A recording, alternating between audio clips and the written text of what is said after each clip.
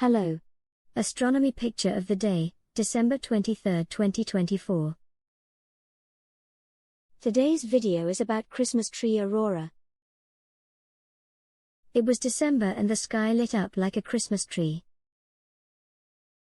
Shimmering, the vivid green, blue, and purple auroral colors that formed the tree-like apparition were caused by high atmospheric oxygen and nitrogen reacting to a burst of incoming electrons.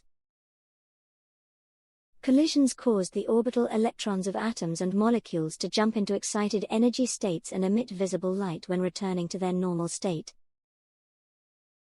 The featured image was captured in Djúpivogur, Iceland during the last month of 2023.